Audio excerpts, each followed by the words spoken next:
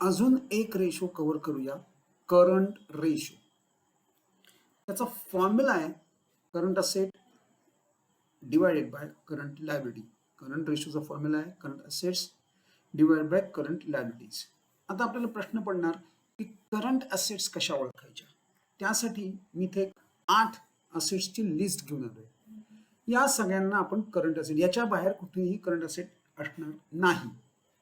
Current असेटमध्ये sundry debtors ही asset आपल्याला माहिती आहे. Sundry debtors we know it. Loose tools, loose tools म्हणजे म्हणजे हत्यार, मराठीत आपण त्याला हत्यारं म्हणतो, त्याला लूज टूल्स म्हणतात. लूज टूल्स जर असतील तर आपण ती करंट असेट्स मध्ये घेणार आहोत.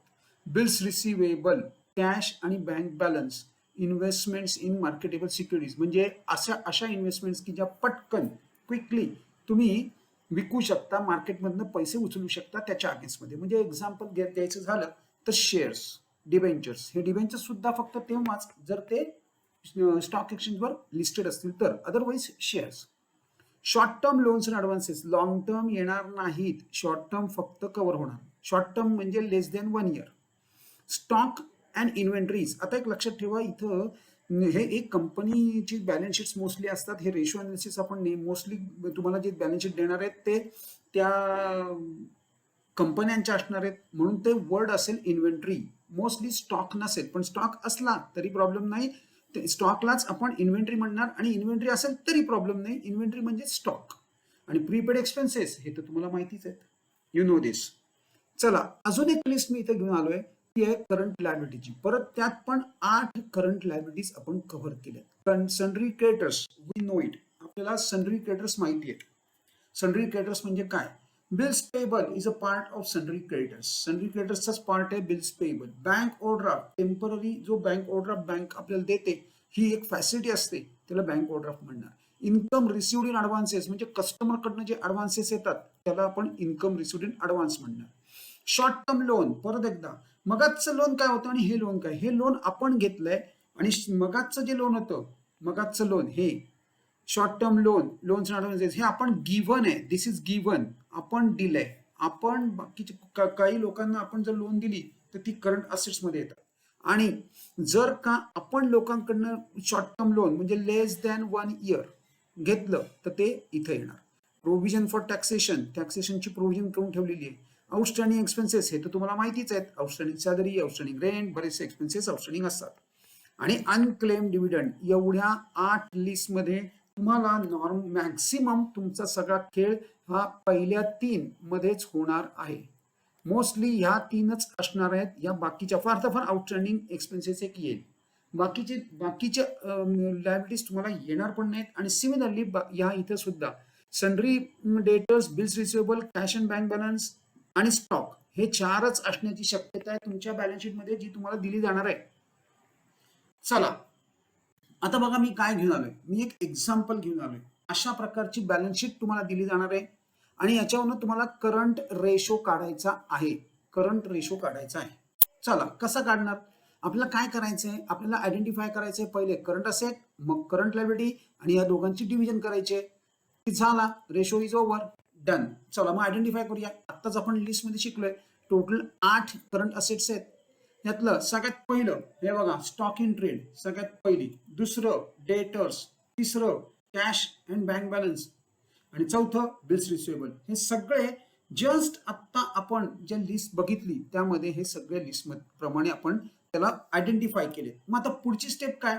हे जे आयडेंटिफाय केलेत यांची टोटल करा. कशी? अशा पद्धतीने एक वेगळ्या ठिकाणी अशी नीट व्यवस्थित कागदावरती हे लिहून घ्या. हे असं एक टेबल बनवा. त्याच्यामध्ये काय लिहिणार आपण? Current asset includes. पहिले लिहा करंट असेट, मग लिहा अमाऊंट. स्टॉक याच्या समोर, ज्याच्या समोर हे बघा, stock in trade 3 lakhs. Debtors 90,000. Cash at bank 120. आणि बिल्स रिसिवेबल 210. That's it. या सगळ्यांची टोटल करा. ती टोटलच्या समोर टोटल लिहा. बस, करंट असेट्सची total is ready. So how much current assets are there? 720. 7,20,000 current assets आपल्याकडे आहेत. चला नेक्स्ट स्टेप. आता करंट लायबिलिटी शोधायची आपल्याला. करंट असेट्स झालेत. आता आपल्याला करंट लायबिलिटीज, हे बघा इथं करंट लायबिलिटीज, हा यामधले फक्त 1 आणि 2 या आपल्या लिस्ट प्रमाणे आहेत. हा 1 आणि हा 2, हे 2 लिस्ट प्रमाणे आहेत. बाकीचे आपल्याला या बाकीच्या करंट लायबिलिटीज होत नाहीत. हे सगळे प्रॉफिट अँड लॉस रिझर्व आणि कॅपिटल, हे सगळा कॅपिटलचा पार्ट आहे, त्यामुळे तो आपण कन्सिडर करणार नाही. आपल्या लिस्ट प्रमाणे या एवढ्या करंट लायबिलिटीज होतात. मग पुढची स्टेप काय, चला त्याची पण एक असं टेबल बनवा, माझ्याबरोबर टेबल बनवा. करंट लायबिलिटीज अमाऊंट, नंतर अदर करंट लायबिलिटीज 180 कुठून आणले हे बघा 180, नंतर बिल्स पेबल आणि त्याची टोटल करा. So you have got current liability. बस मग आता काय करायचंय, आपल्याकडे करंट रेशोचा फॉर्म्युला काय, करंट असेट आपण करंट लायबिलिटी.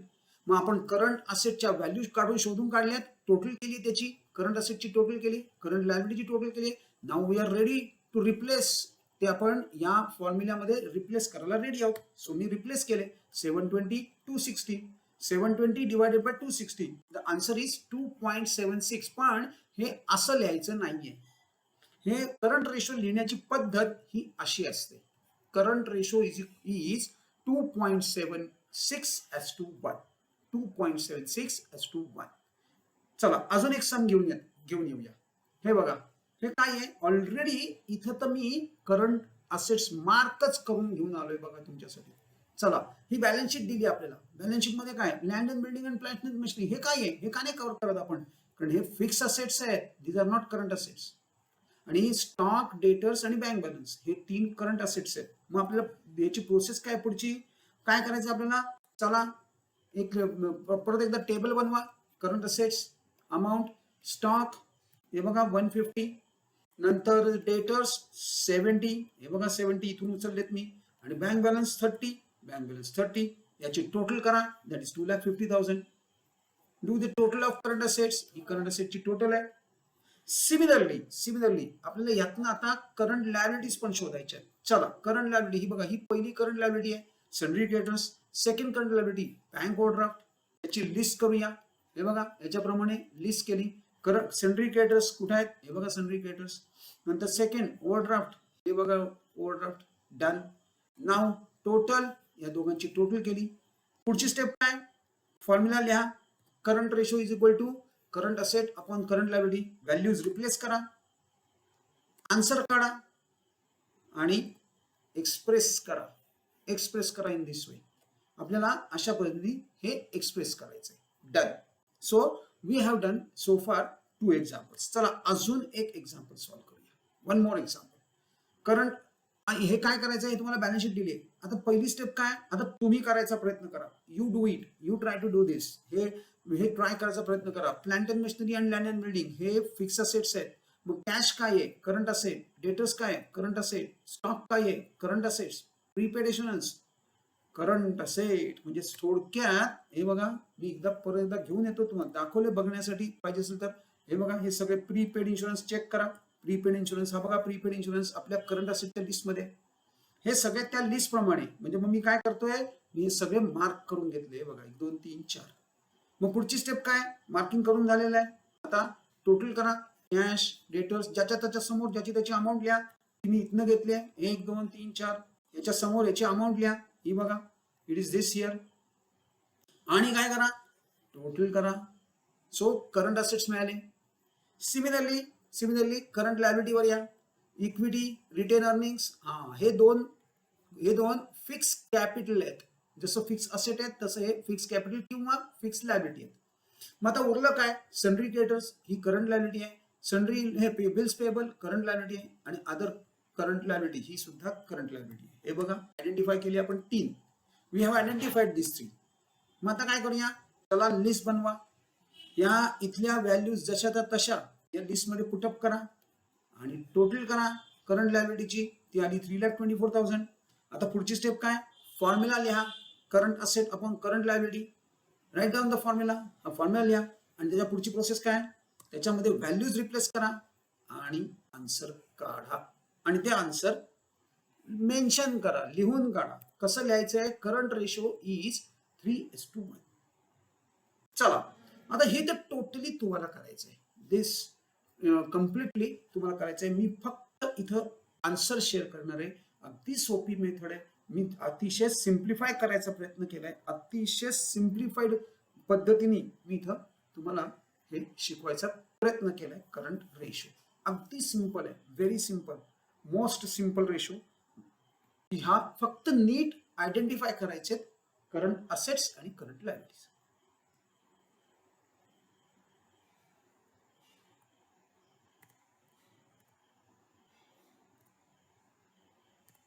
हे त्याचा आन्सर आहे. This is the answer. अजून एक सम तुम्हाला देतोय मी. I am giving you one more sum for practice. ह्याच्यात पण तुम्हाला काय करायचं आहे, you have to identify sum. हे पहिले करंट असेट्स आयडेंटिफाय करा, नंतर करंट लायबिलिटी आयडेंटिफाय करा, लिस्ट डाऊन करा, टोटल करा, रेशो लिहा, रेशो मध्ये व्हॅल्यूज पुटअप करा and you will be there.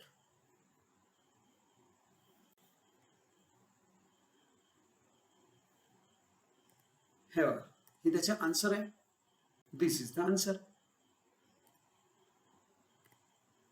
हे तुम्हाला एक्सप्रेस करायचं आहे. अशा पद्धतीने करंट रेशो एक्सप्रेस करायचा आहे.